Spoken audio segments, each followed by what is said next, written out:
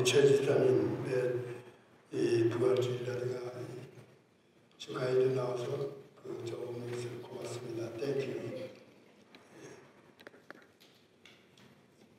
오늘 부활주일입니다. 예수님께서 지난 목요일날 저녁에 6월절 만찬을 마치시고 그 겟세마네 동산으로 갑니다. 기도하러. 가셔가지고 밤에 기도할 때에 그 무리들에 의해서 이제 잡힙니다. 잡혀가지고 그리고 끌려갑니다. 근데 무리들은 뭐인가하면 대제사장과 서기관과 그 종교 지도자들은 빠른 시간 내에 예수를 재판해가지고 처형을 하야만 됩니다. 왜 그런가 하면 토요일날에 안식일이기 때문에 안식일을 넘기 전에 일을 처리해야 되기 때문에 그래서 예수를 목요일날 저녁 밤에 잡아다가 유대법에는 밤에 재판하는 법이 없습니다. 해가 떠가지고 낮에만 재판하게 되는데 그날 저녁 아마 11시쯤에서 예수를 체포해가지고 밤새도록 재판합니다. 4군데를 다닙니다. 맨 처음에 가야바 대제사장한테 가가지고 대제사장의 신분을 받습니다. 그리고 가야바가 대제사장이 자기가 죽일 수 있는 사형의 고난이 없거든요. 그래서 어딜 보내는가 하게 되면 빌라도한테 보냅니다. 빌라도 총독에다 보내니까 빌라도 총독은 밤 12시쯤 돼가지고 잠자다가 깨워가지고서 재판해달라니까 귀찮거든요. 거기 또 자기 부인이 이 사람을 손대지 말라 하는 걸 부인이 얘기했기 때문에 그래서 이 빌라도 총독은 예수를 압니다. 어떤 사람이라는 거. 그래서 이것은 내 소관이 아니다. 내 소관이 아니고 헤롯이 소관되어 있기 때문에 헤롯한테 보내야 되겠다. 그래서 헤롯한테 보냈습니다. 아니 헤롯이 그러지 않아도 예수를 좀 만나고 싶어서 어떤 사람인가 하는 걸 좀 알고 싶었는데 예수가 온다니까 반가워가지고 예수를 재판합니다. 일체 예수는 대답을 안 해요. 너는 유대인도 아니고 이방인이기 때문에. 그러니까 이 신문하고 이렇게 하던 헤롯이 아무런 효과도 없고 재미도 없으니까 그래서 다시 빌라도한테 보냅니다.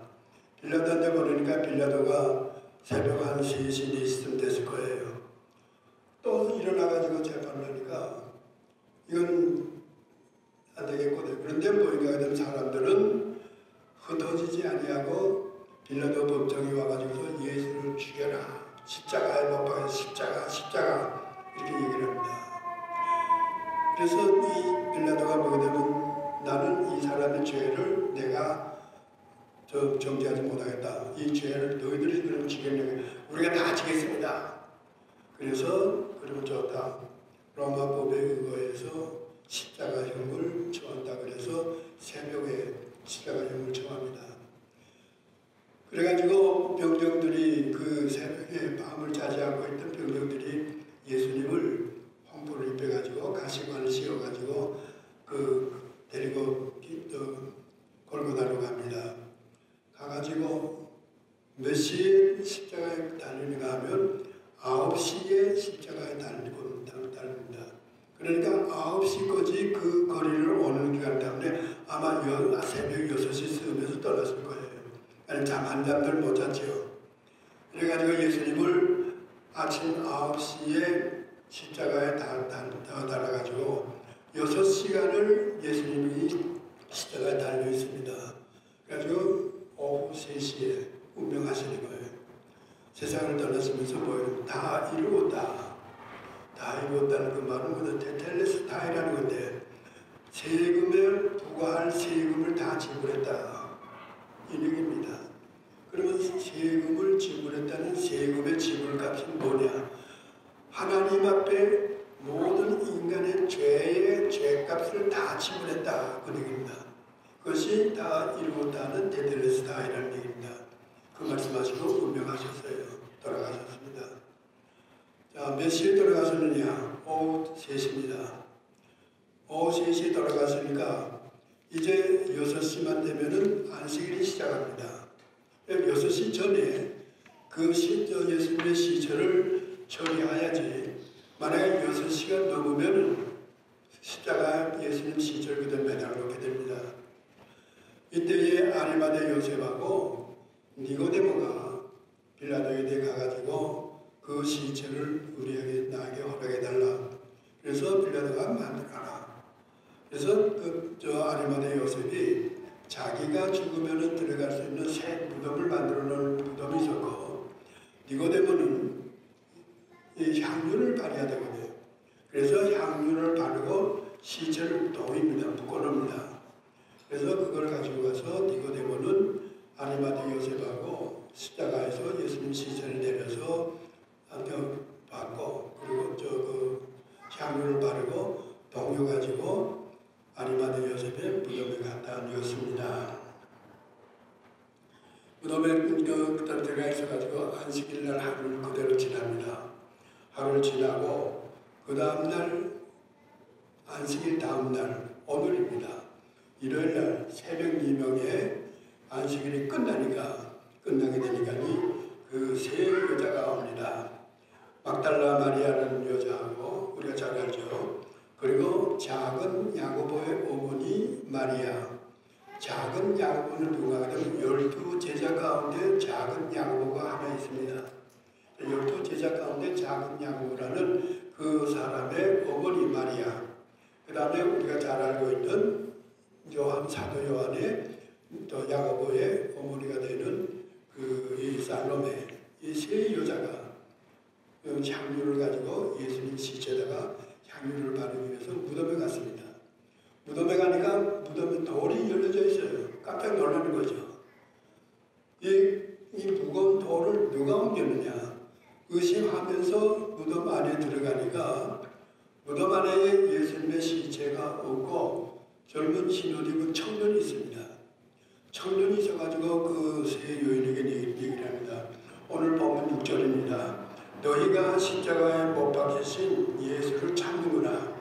그가 살아나셨고 여기에 계시지 아니하니라. 잘하는 얘기입니다. 그런데 우리가 우리말로서 잘 알고 있지만 여기에 무슨 뜻이 있는가 하는 것은 우리가 생각 못합니다. 예수가 살아나셨다. 어떻게 이해하십니까?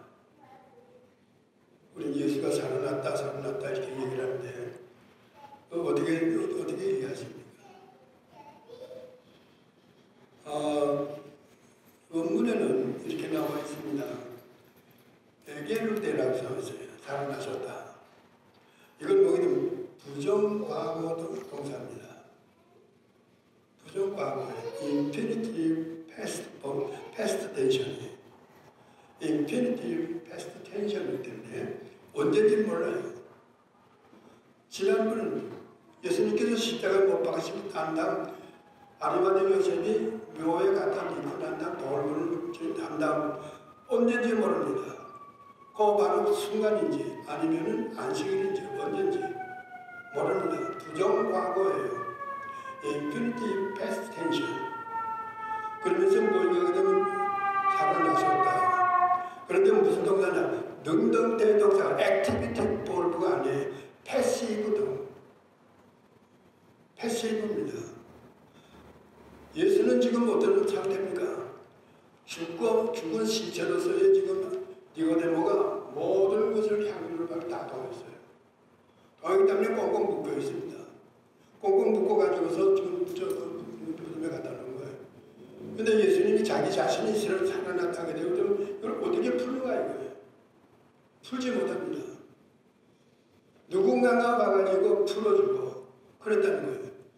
새벽에 왔던 베드로하고 요한이 들어가 보니까 이 묶은 것을 깨끗이 해서 딱 접어가지고 그래도 나와 있는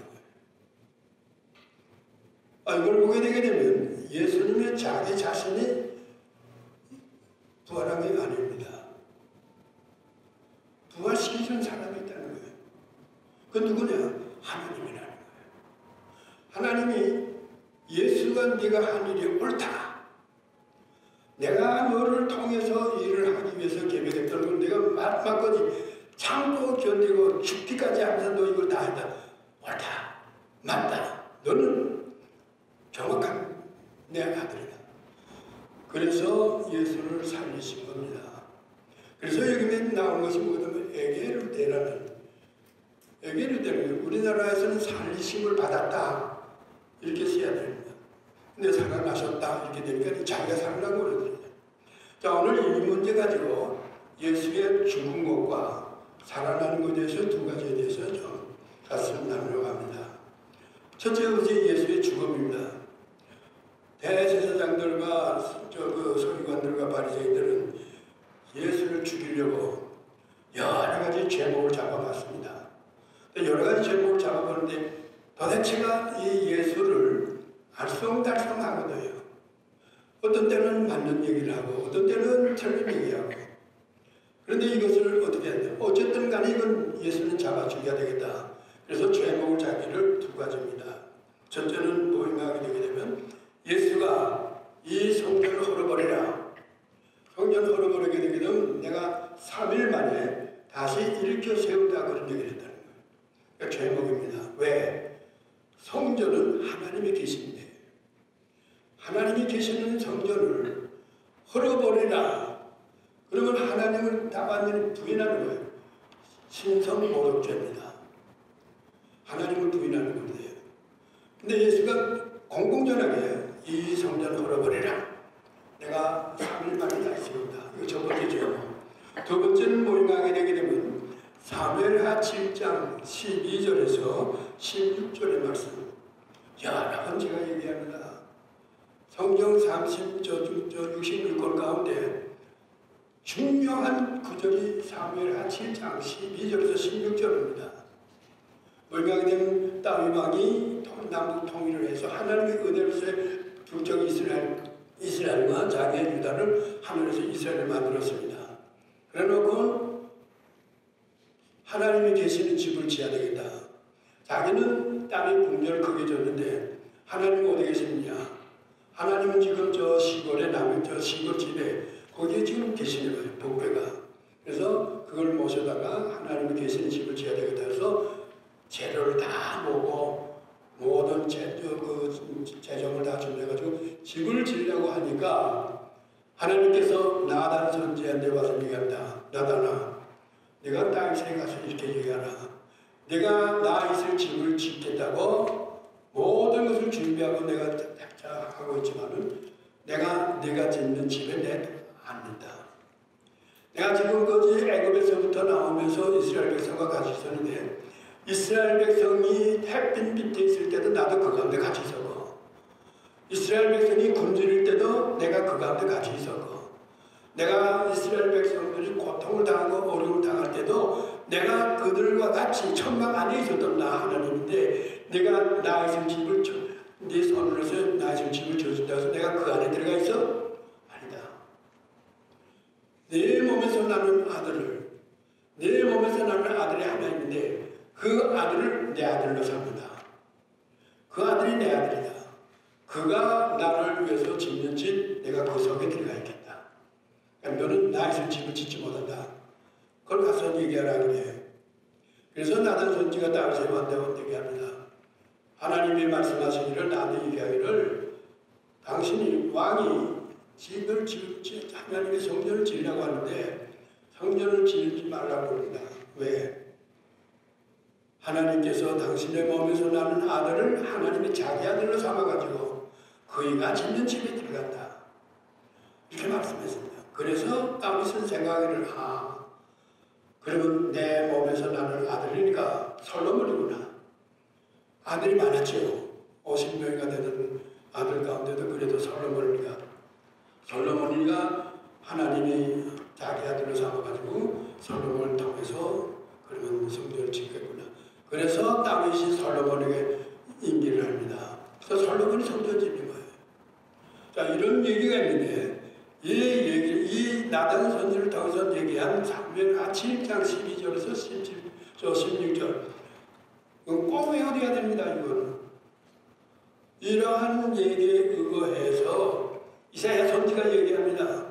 이사야 선지는 뭐냐면 11장 1절에서 9절에 가게 되게 되면 이 새의 줄기에서 한 가지가 나오는데 거기에서 열매를 맺는다. 그 열매를 하나님께서는 기뻐하신다. 그렇게 얘기합니다. 그 근거가 뭐냐? 사무엘하 7장 12절에서 16절 거기에 근거한 얘기입니다. 다윗의 이새의 가지에서 하나의 열매가 나옵니다. 그 다음에 예레미야는 어떻게 되냐? 예레미야는 33장 12절에서 14절에서 14절 다윗의 집안에서 한 의로운 가지가 나와서 의로운 가지가 모든 그 사람을 구원을 시키는 구원의 일을 하신다. 이렇게 얘기를 합니다. 그러니까 이것도 모형하게 되면 어디에 근거하느냐? 사무엘하 7장 12절에서 15절에 근거하는. 그 다음에 에스겔은 뭐라고 하냐? 에스겔 선지는 37장 24절에서 28절에 가게 되게 되면 한 목자가 나와가지고 다윗의 가지에서 한 목자가 나와서 성전을 짓는다. 직선적으로 얘기를 했습니다. 자, 이 선지자들이 이러한 얘기를 어디에 근거하느냐? 나단 선지가 다윗에게 와서 얘기한 거기에 근거한 겁니다. 그리고 마지막으로 스가랴 선지가 마지막에 나오는 선지자죠. 말라기 그거보다 조금 전에 나오는 건데 스가랴는 뭐라고 해요? 6장 12절에 가게 되고 수은이라는 사람이 나와가지고 하나님이 계시는 성전을 짓는다. 이렇게 얘기를 하는 거예요. 근데 여기에 이런 걸 대제사장들과 서기관과 바리새인들은 뭐래? 압니다. 다 아는 거예요. 그러니까 이러한 이런 얘기를 예수가 뭐냐? 내가 하나님의 아들이다. 이렇게 얘기했기 때문에 다윗의 집안에서 나오는 아들을 하나님께서 자기 아들로 삼는다. 이렇게 얘기했다. 그래서 이 예수는 이건 미친 짓이지. 이건 제정신이 아니다. 어떻게 자기가 하나님의 아들이 되느냐. 그러니까 성전 하나님의 계시는 집을 버려버리고 3일 만에 짓는다 그랬다. 또 그리고 자기가 다윗의 가지에서 나오는 나단 선지가 예거하는 바로 그것의 자기다. 내가 그 사람이다. 그래서 이거는 이 사람은 완전히 하나님을 모독한 신성모독죄라서 죽여야 되겠다는 겁니다. 이것이 유대인들이 예수를 죽이는 죄복 가운데 두 가지입니다. 정확한 겁니다. 이렇게 해서 그 죽이는데 이 사람들이 생각해 보니까 만약에 이것이 맞다 하게 되게 되면 자기들이 예수를 죽이는 걸로 되거든요. 그러니까 자기들은 죽이지 말자. 우리 서는 죽이지 말고 로마 사람들이 죽이는 걸로 하자. 그래서 유대인들이 예수를 죽인 것이 아니라 로마 사람이 죽였다 해서 로마 총독에다 맡깁니다. 로마 총독에다 맡겨가지고 어떻게 하느냐. 어떤 동거가 되게 되면 로마 사람이 죽이지만은 로마 사람은 하나님의 저주받은 사람이기 때문에 하나님의 저주를 받은 사람으로서의 죽이는 걸로 하자. 그래서 신명기 21장 23절에서부터 그 23절에 나오는 거거든요. 나무에 달린 자마다 하나님의 저주를 받은 자니라. 신명기 21장 23절에 분명히 나와있거든요.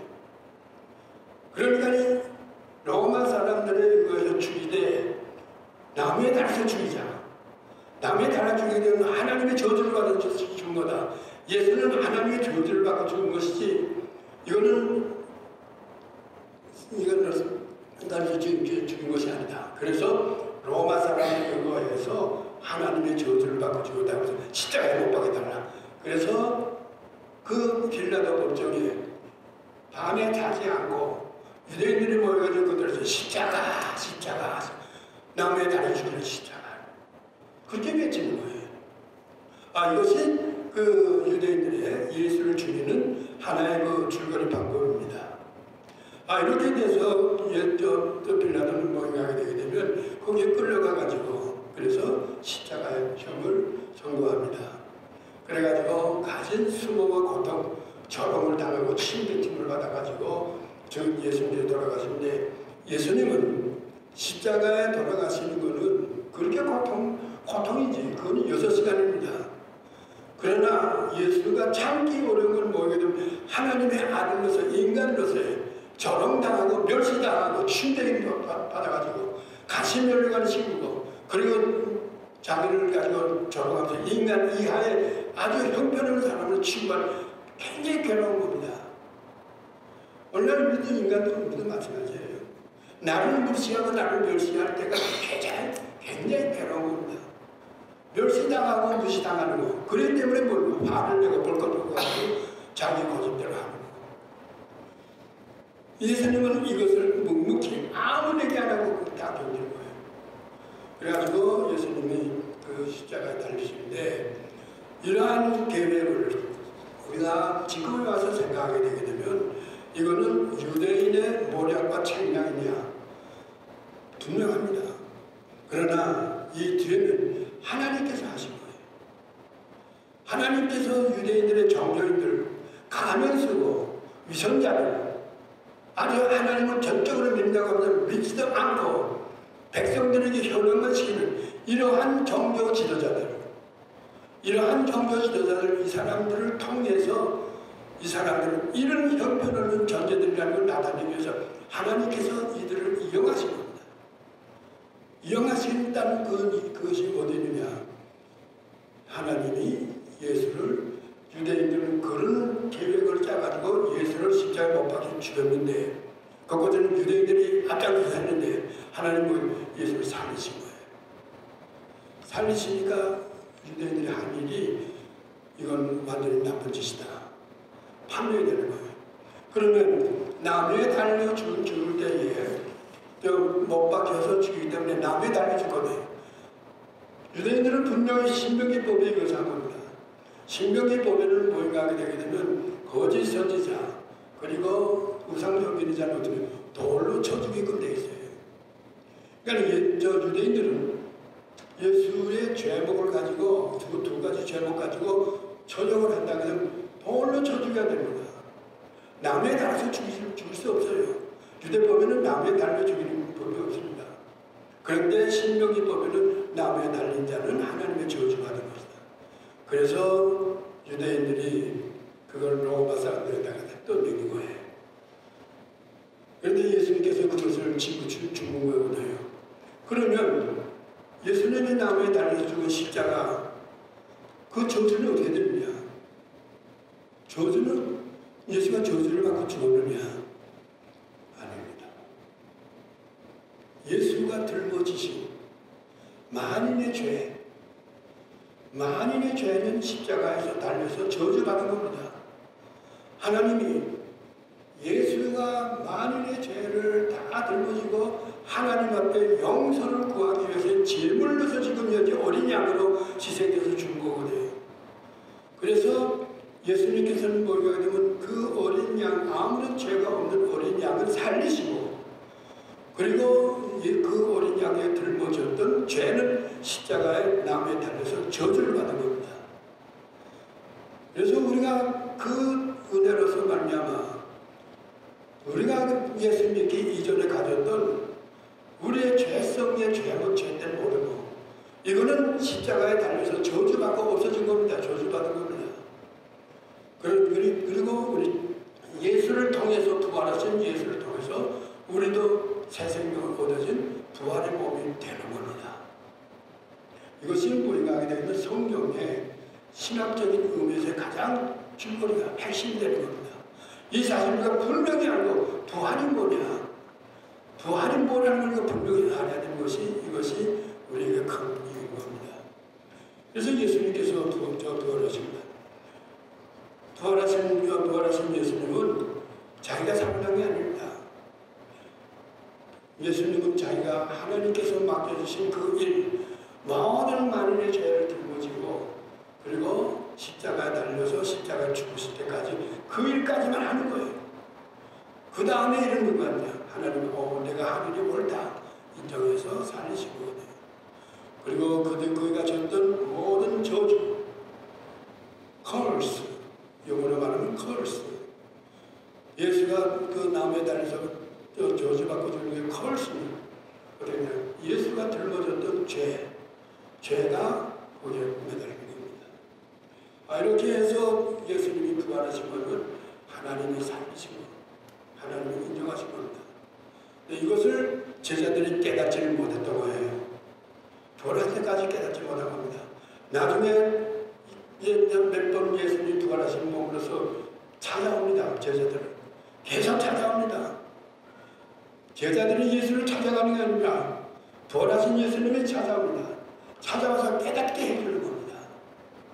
근데 예수님께서 뭐냐 살아생전에 계셨을 때에 하나님의 사람의 아들 곧 하나님의 아들 다니엘서 7장에 나옵니다. 다니엘서 7장 13절에 예수님께서 몇 번 얘기를 하거든요. 나는 사람이다. 하나님이다. The Son of Man. 나는 사람이다. 그러나 하나님의 아들 as Son of God. 하나님, 나는 사람이면서도 하나님의 아들이다. 이걸 몇 번이나 얘기하거든요. 그것을 예수님이 살아나시고 난 다음에 제자들이 깨달은 거예요. 아, 예수님이 다니엘서에 나오는 얘기를 하신 그 말씀이 바로 이거로구나. 그러시면서 예수님은 뭘까? 얘기를 합니다. 나는 하나님의 나라를 집행하고자 하는 하나님의 나라를 집행하는 하나의 행위자, 에이전트라는 거예요. 하나님의 나라를 이루는 하나의 에이전트로서 와가지고 그것을 하나님의 나라를 만드는 하나의 집행자, 배우로 하나님의 나라를 완전히 만드는 자입니다. 이걸 얘기하면서 뭐냐면 되면 병자를 고칩니다. 병은 어디서 오냐? 이거는 인간의 잘못된 죄에서 오는 거거든요. 그래서 이 안전병도 고치고 눈먼 소경도 고치고 죽은 자도 살리고 하는 이런 일을 그런 일을 하시는 거예요. 그래서 제자들이 뭐냐면 예수님이 살아나시고 난 다음에 깨달은 예수가 이런 일을 하신 것이 바로 이런 뜻이로구나. 그때 깨달은 거예요. 그때 깨달으면서 예수가 가르쳤던 일, 그 모든 것을 하나하나 기억의 대상입니다. 기억의 대상이면서 자기들이 실수했던 것, 자기들이 예수를 부인했던 것, 이런 것을 깨닫고 무릎을 꿇고 예수님 앞에 우리가 잘못했습니다. 우리가 큰 실수를 했습니다. 우리는 미련해서 예수님 당신을 따라다닐 수 있는 제자의 자격도 없습니다. 베드로의 고백입니다. 이러한 것이 나타나면서 마지막으로 세 번째가 뭐가 되면 제자들이 예수는 이런 분이라는 신앙 고백이 나옵니다. 우리를 위해서 예수는 스스로 자기 몸을 내세웠다. 갈라디아 1장 4절에 가면 그리스도께서 하나님 곧 우리 아버지의 뜻을 따라서 이 악한 세대에서 우리를 건지시려고 우리 죄를 위하여 자기 몸을 들이셨으니 바울이 얘기합니다. 정확하게 깨닫는 거예요. 정확하게 깨달으면 정확하게 얘기하는 겁니다. 여기뿐만이 아닙니다. 에베소 5장 2절, 디모데전서 2장 6절, 갈라디아 2장 20절 몇 번이나 이런 얘기를 합니다. 몇 번이나 그 제자들이 저 신앙 고백을 예수는 우리 죄를 위해서 하나님의 말씀을 그대로 순종해서 십자가에 못 박혀 자기 몸을 던져주고 그리고 저주받은 것은 우리의 죄가 저주받고 예수는 살아나셨다는 거. 이걸 얘기를 합니다. 그래서 고린도전서 16장 15장 3절 4절 가든 우리를 위해서 죽고 바울의 고백입니다. 예수님은 우리를 위해서 죽고 살리심을 받았다. 이때도 뭐 수동 대동사입니다. 패시티브 볼브예요. 액티브 볼브가 아닙니다. 부활은 액티브 볼브가 아니라 패시티브 볼브예요. 능동태가 아닙니다. 성경에 나오는 예수님의 부활의 얘기는 전부가 액티브 볼브가 아닙니다. 전부 수동태, 패시티브 볼브예요. 그러니까 살리심을 받은 겁니다. 누가? 하나님은 내가 옳다 인정하고 이런 것을 우리가 분명히 알고 그리고 이 제자들이 이러한 데서 신앙 고백을 나누는데 여기에서 캐리그마가 나오고 사도신경 같은 이러한 것이 우리들에게 줘야 되는 겁니다.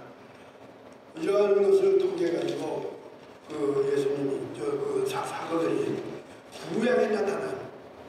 구약에 구약에 나타나는 이스라엘 백성에 대한 이름을 오늘날 신약에서 우리들이 그 이름을 그대로 준 겁니다. 사도들이 얘기하는 거예요. 이것은 예수님께서 우리에게 주신 것이 아니고 사도들이 우리들을 향해서 성도라고 얘기합니다. 하기보이. 그리고 뭐든 하나님의 이스라엘, 에클레시아는 하나님의 선정에서 선택된 뽑아낸 사람입니다. 여기 온 사람들 전부 다 하나님의 뽑아낸 사람들입니다. 그래서 에클레시아는 이것을 모임하게 되면 가하루라고, 히브리 말로는 가하루라고 해요.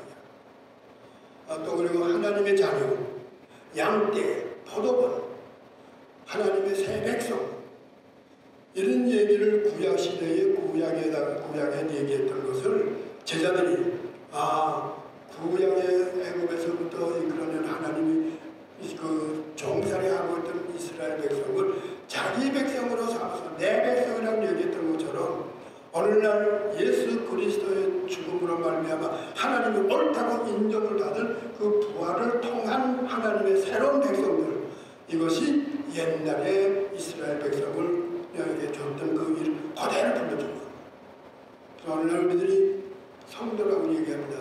성도는 사도들이 구약에서 어떤 얘기를 우리들에게 새롭게 주는 것. 그리고 하나님의 새 백성, 창조된 하나님의 새 백성. 그리고 예수님은 모임하게 되게 되면 살아계셨을 때 얘기합니다. 내가 하나님의 새 백성을 창조하고 모으는 일을 해야 되겠다. 이 창조하고 모으는 일을 사도들 너희들에게나 제자들 너희들에게 주거니 너희가 세상 끝날까지 이 일을 하는 거예요. 이 일이 뭐냐? 오늘날 교회입니다. 오늘날의 교회가 일을 하는 겁니다. 교회가 일을 하지 않으면 못할 때, 교회 구실을 못할 때 하나님이 슬퍼합니다. 하나님이 괴로워하는 거예요. 서로 싸우고 서로 믿고 서로 거짓말하고 그리고 갈라지고 그래서 그 몸을 자르는 거예요. 이 사실을 우리들이 분명히 알아가지고 우리에게 주어진 그 신앙을, 이것이 부활의 신앙입니다. 이 부활의 신앙을 가지고 우리에게 주어진 이 사명을 죽을 때까지 우리가 일에 충실해야 돼요. 그럴 때 하나님이 내가 수고 많이 했다. 너 참 잘했다. 인정받는 겁니다. 하나님 예수가 선포하면서 하나님의 나라 선포입니다.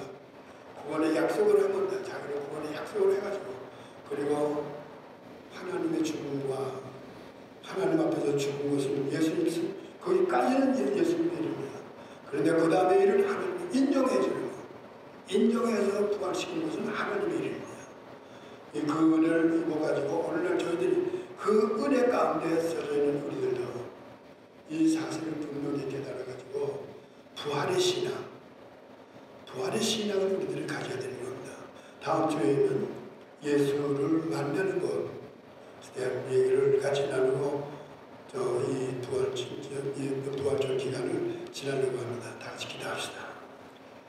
거룩하신 아버지 하나님, 예수님께서 우리 인간의 죄, 곧 나의 죄, 나의 못된 성격, 나의 못된 죄된 성품, 이 모든 것을 지시고 예수님께서 십자가에 못 박혀 돌아가시면서 예수님이 지신 이 우리의 잘못된 이 죄된 성품을 십자가에 못에 박아서 저주를 받게 하고 하나님께서 예수가 하신 일이 옳다고 인정해서 부활시킨 그 부활에 참여할 수 있게 해주신 하나님 감사합니다. 하나님, 아직도 우리는 우리의 성품 그대로 갖고 있습니다. 이것을 갖고 있어가지고는 절대로 하나님의 자녀들이라고 우리가 인정을 받을 수 없는 걸 압니다.